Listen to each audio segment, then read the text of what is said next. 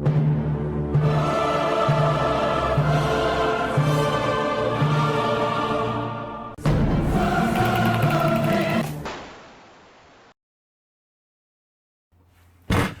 back, I am Captain Xavier, and I recently went to Jared's Epic Nerf Battle 3. And naturally there are all sorts of questions and requests for videos about it, and so I posted the video footage that I had of it, but with very little explanation. And so this is kind of the blather about it video and answer questions and show off all of the cool stuff that I got while I was there, which was one of the really neat aspects of this particular event. So, the backstory is I posted the video of my minigun, and very shortly after that, Jared contacted me and said, hey, I would like you to come to Jared's Epic Nerf Battle 3, and I'm willing to fly you out here to make that happen. And I said, that sounds awesome, let's do it. And so he made a public post saying that I was coming and that I was bringing the minigun and that the minigun was getting a special exception to the stock-only rule. This is something that he's had since Nerf War 1, Gen B 1, stock blasters only. And it's a really good rule for this particular event because there are so many children and there is no way to properly regulate it. They could not do chrono tests on 4,000 blasters. And so for safety reasons and for simplicity reasons, I just say stock blasters only. And it's a very, very good rule.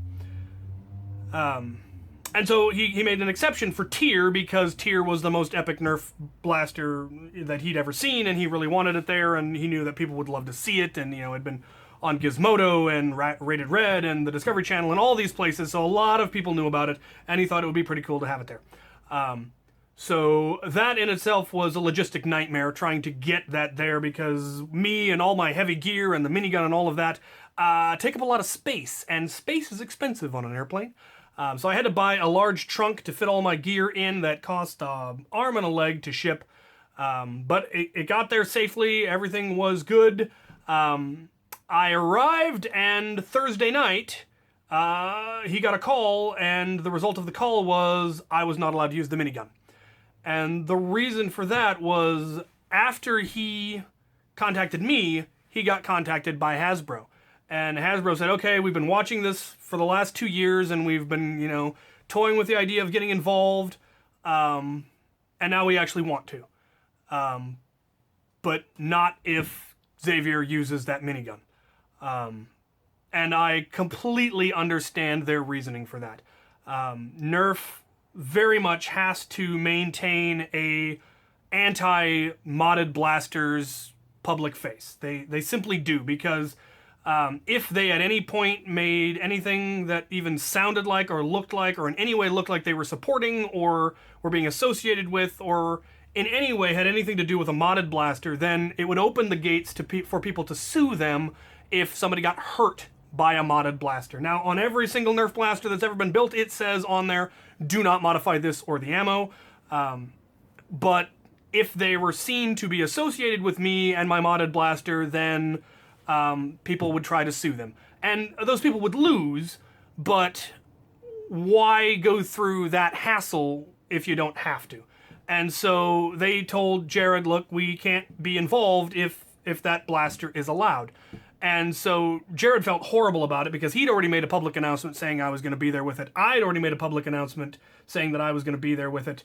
And now at the last minute they were saying, look, if he shows up with that, we're not coming. And so he and I talked, and we agreed that no, you should definitely make sure that Hasbro comes, because they are going to bring a whole lot more to this event than I am. Me showing up with my minigun is going to be neat and a novelty, and the little kids will, you know, squeal with joy when they get hosed with it, and all of that. But Hasbro is bringing dozens and dozens of free blasters to give away. They're bringing tens of thousands of darts, and that is a relationship that he'll be able to build on and make things even better and have opportunities that he wouldn't have otherwise. And that would be a much more valuable thing to him and to the event than me and my minigun. But it still sucked for me because I'd gone to all the trouble to fly it there. I mean, I could have brought a single duffel bag with gear and would have brought different blasters if I knew I wasn't going to be able to use the minigun. But he had no way of knowing that that was going to happen. And I brought enough blasters so that I still had a loadout. It just meant that I was in my full heavy gear with an Alpha Trooper. I would have brought something a little bit bigger and beefier if I'd known. But still, like I said, I understand his reasoning, and I truly do understand Hasbro's standpoint. Apparently, unofficially they like me, but officially they have to dislike me, and I'm with them on that. They really do. I'm scary, and I make scary, dangerous blasters, you know, relatively speaking. So that is why Tier was not there. I brought Tier, and I intended to use it, but wasn't able to. So that was what went down with that. I did get to show it off later at the end of the day and have all of the other YouTubers, you know, do little short clips. Everybody ready? Full stand. Oh my god. Coop showed it on his video, and hopefully Aaron Esser and PDK will have it in theirs as well, which is really, really cool. And there's talk of possibly doing collaborations with some of them involving the minigun, and that would be the big takeaway from this event, is if having met them and talked to them and them seeing that then results in me getting to collaborate with them, that would be way more valuable to me than using it at the battle itself. So that was super cool, and that answers that question. The other question that I asked was, what was it like meeting all those guys? It was genuinely rather humbling. Being in a car with people with a collective YouTube viewership of like 7 or 8 million to my 51,000. And it was actually really, really valuable to me just to listen to them, because they all talked about their own strategies and what they did on their channel and how they got so big and things they do and things they avoid. And that was actually really cool. Listening to all of that, but they're all very cool and relaxed guys. It's kind of hard to imagine somebody having a YouTube channel that wasn't a fairly relaxed kind of guy, just because that's not something you would imagine a really uptight person to get involved with. You kind of got to be a kid at heart to make your living off of Nerf blasters. So yeah, hanging out with them was really cool. We went to all sorts of fun places. We went to a cidercade, which was an old-time arcade, all old-style arcade games in a cider brewery. So it was $10 to get in. Normally, we got in for free. But it was usually $10 to get in, and you could play all the games, all you wanted, all day long. And then they make all their money off of selling cider. So that was super cool. We got to go there and play all the arcade games you wanted, and that was really cool. And good food was had. I ate so much steak in Texas. Just ridiculous amounts of steak. Friday we went to Hexbug. We went to their facility where their headquarters is, where all their R&D is done, where their warehouse is. And we got to play with all of their toys. And they also hooked us up with all of the Hexbug stuff in all of the land. We each got sent a huge box of swag. A little bit of everything. We've got their, it's kind of like Connects meets Lego, and it fires balls. You get to build it, so you could also build other designs if you really wanted to. It's intended to build this one, but it's obviously, you can redesign it. We got that one. I think I got another one of those. Yep, I got another one of those launchers. So I got two of the ones that fire the balls. And then I believe there's one in here. Man down! Yeah, it's a spinning disc launcher. That is, you can change the angle of it, and then it comes with multiple discs. You pull the cord, and the thing goes flying. We were launching these all over the office, and apparently people are very used to it, and they generally just launch it back. I got this one, which is a paper airplane launcher, which is also super cool. So I'll get to build all of those and play with those. We then did get plenty of actual Hexbug stuff. That's all Vex Robotics stuff. They do the huge robots that schools use in competitions, high schools, colleges, which is like Lego Mindstorm on steroids. So it's all metal and much more powerful motors and much more robust controller and all of that. Got one of these creepy little running around bugs. Glow-in-the-dark nanobugs, and a bunch more of the little nanobugs. A fish this is going in my tub. Apparently, you put it in the water and it eventually goes to sleep, but if you tap on the glass, it swims around, so that'll be just, you know, I'm a huge nerd. I'd love to have that in my tub. What do we got here? More battle bots. These are, I believe I think they're remote control. They might just run around. Oh, it looks like no, they just run around and bash into each other, and you try to knock all the parts off of the other bug, and whoever loses all their armor first loses, I assume? Oh, we got the space discovery station, and you turn the nanobugs on and they run around and they explore, and because of how they work, they will eventually get to everywhere. Sometimes they'll get stuck, sometimes not. They can actually go into this rover-looking thing, which will then actually drive, and the wheels will rotate, and it's super cool. And they've got like lots of expansion sets. I actually saw some of the expansions for this in Goodwill this weekend, but I decided not to grab it. Yeah, so it works with all of the other bugs. They all work together.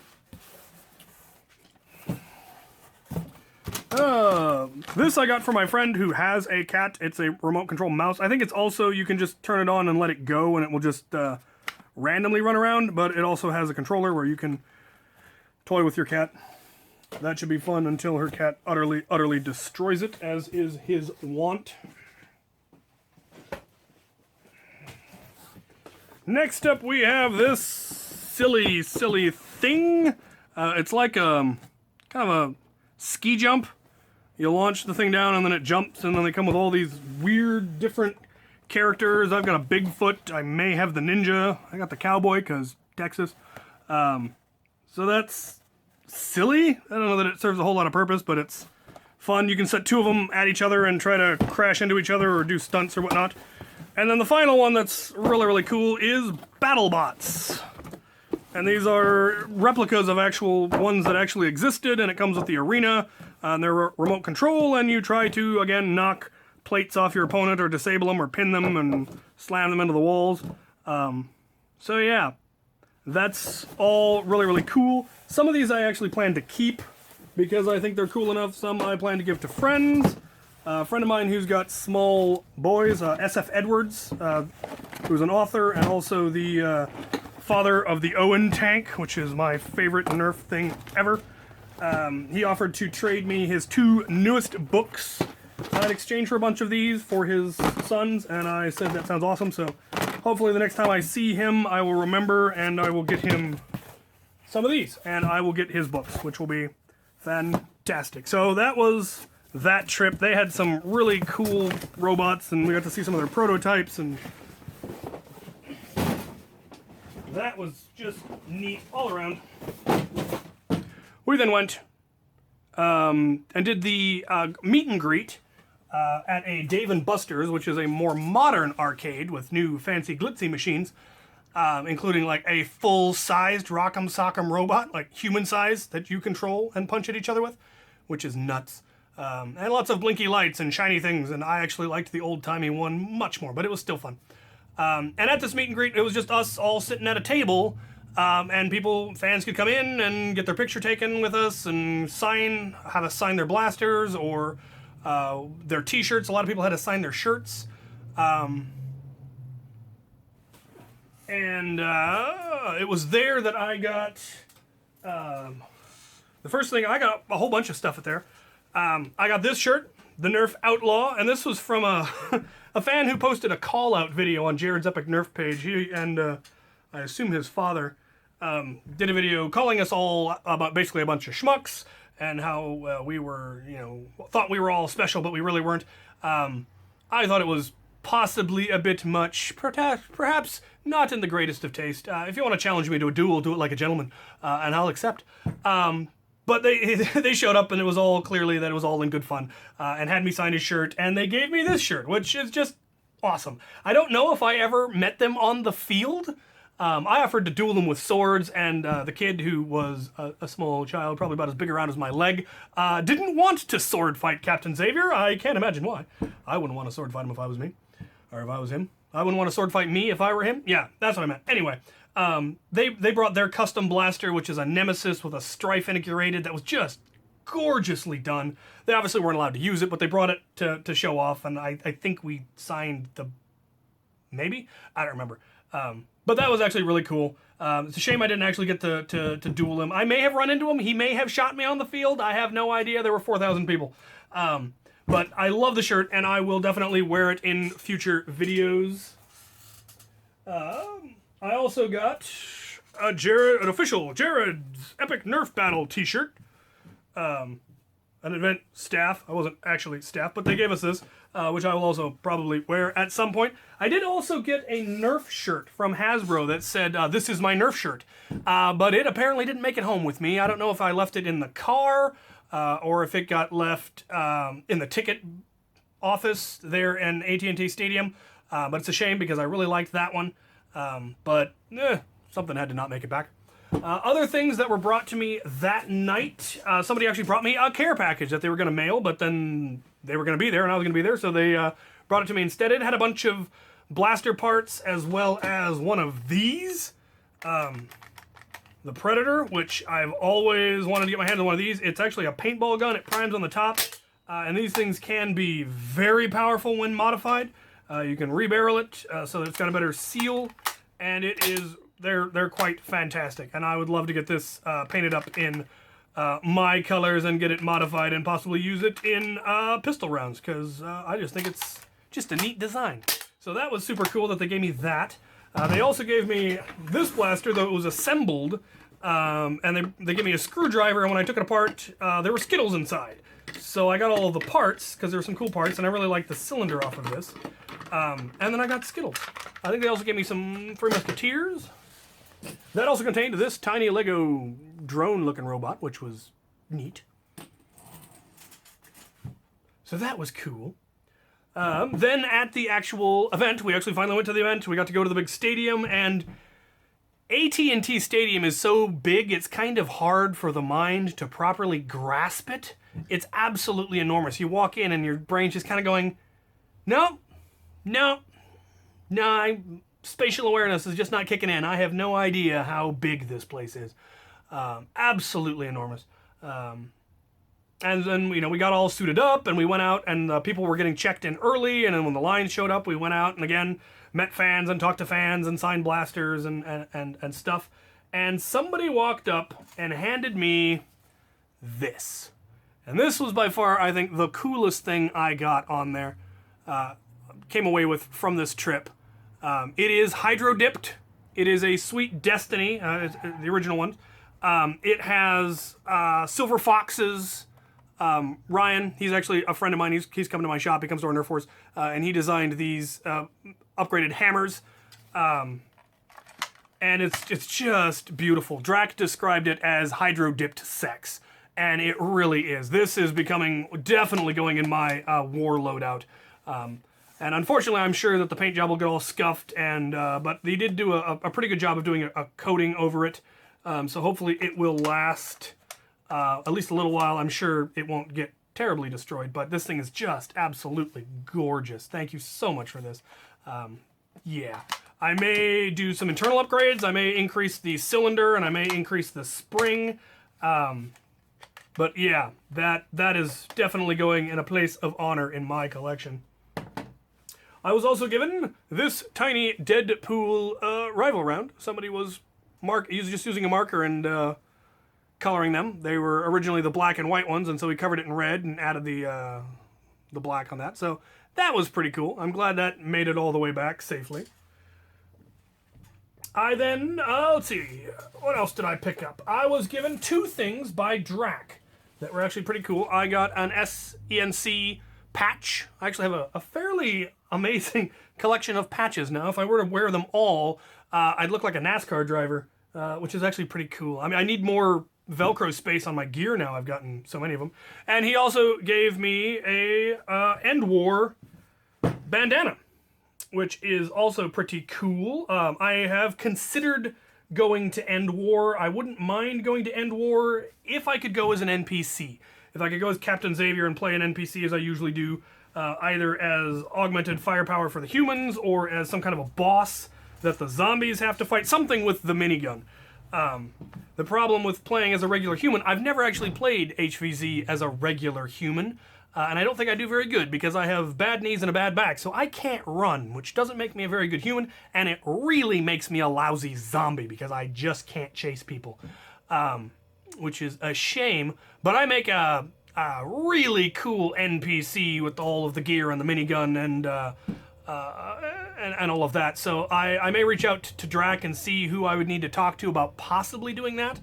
The other issue would be travel expenses. That is a long ways away for me, and moving all of my gear is very expensive. So if Drac okays it, or I'm able to talk to whoever's in charge of it, and they okay me playing as an NPC, I then might actually do a GoFundMe or something, and see if you guys would be willing to help fund me going to End War, because that is something that I think will be a lot of fun. It's the week before, it's the week before West versus Zombies, which is about halfway between me and there.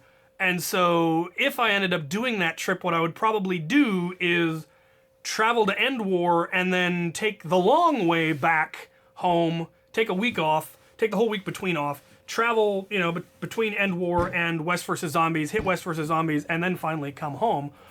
Probably visiting the gnome and my family in Idaho on the way back, because that's about halfway between West versus Zombies and where I live. So that would be a really fun road trip. But I definitely would probably need to do some kind of a GoFundMe to at least help. Other than that, I could definitely get the time off. So yeah, that is something that may happen if things work out. Last but not least, a fan came up to me in the middle of the war and said that they had lost their sight. It says Breg on the side, and it's got Coop's signature, Drac's signature, and my signature. I just put an X as my signature because Xavier, and because it was easier. Just next. But they said that this had fallen off their blaster somewhere on the battlefield, and that I should keep my eye out for it. And as I was heading out, as we were packing up and finally leaving the event, I saw this sitting near the Lost and Found and figured I probably had a much better chance of getting a hold of you than they did, because you know who I was, so presumably that means you watch my channel, and hopefully that means you will see this video, and will get a hold of me, and I can get this sent back to you. So, Breg, whoever you are, contact me in the comments, or email me, or Facebook, or whatever, and we will make sure that this gets back to you. All right, so the actual battle itself, then. So, Jared's Epic Nerf battle is, as the name suggests, epic. The original one had 2,300 people, and that set the Guinness Book World Record. The next year, they had 3,000 people, and then this year they had 4,000 people. So they actually broke their own record both times. They just didn't bother to actually call Guinness and get them to redo it. If somebody ever beats the 2,300 record, then he will, reset the record at whatever they have next year. I don't know how much bigger they could get. At the end of this, I will have the footage, time-lapse footage of the whole event, and you can see how packed this place was, and how if it got any bigger, there really wouldn't be enough room on the field. But it wasn't like your traditional Nerf war where there are objectives and people call their hits. This is just complete chaos. You more or less divide up the two sides evenly. They just run in the middle and they just shoot at each other for 8 minutes. Nobody cares about hits. Nobody cares about any kind of an objective, because with 4,000 people and half of them being small children, there is no way you would ever be able to organize it. You would need hundreds and hundreds of referees telling people that they'd been hit and forcing people off the field, and it just wasn't an option. And that's not what the event was about. And if you went to this war expecting that, well, that was just silly. They did have themed battles, so they had little kids only, they had older people only, they had really old people only, they had boys versus girls, they had Texans versus everybody, and then they had YouTubers versus everybody. So it was the 6 of us, maybe it was 7, me, Coop, Drac, Aaron Esser, his cameraman, Paul Kowski, and Eric Kowski. So 7 of us versus everybody. And that was a lot of fun. We started out, they were kind of keeping their distance, and we were holding them off, and then they started closing in, and Aaron, Drac, and I ended up back-to-back fighting until, you know, they finally were just pressed up against us and were kind of being mean-spirited. I mean, literally pointing the gun right in your face and shooting you point-blank range, which is not particularly cool. I was in full armor, so I didn't even notice, but the rest of the guys decided they'd had enough. Drac booked it, ended up taking cover in the Hasbro booth that they'd set up. He flipped their table and used it for cover and was fighting from there. Coop decided to do a mobile battle and was running around drawing people off and fighting with his single jolt. He took the field at Jared's Epic Nerf Battle armed with only a jolt, which, that is moxie, man. That is cool. And definitely says that he was there to have fun and not to win. I went to put on a show, so that's why I had all of my gear. And so in the end, I think it was pretty much just me standing in the middle of thousands and thousands of people. Aaron Esser might have still been there. I have no idea where PDK, where those guys were. They might have been behind me. I don't know. There were people that were taking cover behind me. That might have been them. Wouldn't blame them. But I, proceeded to get shot in the face thousands of times, which was really, really cool. I hope somebody out there got footage of me just taking darts for 5 minutes straight to the face. My Alpha Trooper ran out of ammo. I switched to my Hammer Shot and my Swift Justice. Thank you, Ryan, for sending that. That got more kills than anything else. Probably more than anything else on that entire event, because I was just going through stabbing everybody. And so, I've got all these kids literally kicking me in the shins. They're that close. And I'm bopping them on the head with the Swift Justice and shooting at people with my Hammer Shot. It was absolutely fantastic. And I got so dehydrated. People kept saying, aren't you hot? And I'm like, yes, obviously. But I had my Camelback, so I stayed fairly hydrated. But I didn't have any Powerade, and I really needed that. So after that, we went and we got more steak. So much steak. Friday night, I forgot to mention, Friday night we went to a steakhouse, and none of us could read the menu. It was all in Spanish, and we're looking at it, kind of going, do you have any idea what any of this is? I have no idea what any of this is. Anybody? So they brought us out a sample platter, which included chunks of steak on toothpicks. And I don't know what this steak was, but it was absolutely magnificent, cooked till it was falling apart in your mouth and seasoned and delicious. I took one bite of that and looked at the waiter and said, what words do I need to say to get a pile of this? And he said something, and I said, I will take that. And he said, it comes with sides. And I said, lovely. And the rest of the guys kind of looking around and finally decided, you know what? We're good with what the Pirate Viking said. That was my nickname, apparently. I was the Pirate Viking.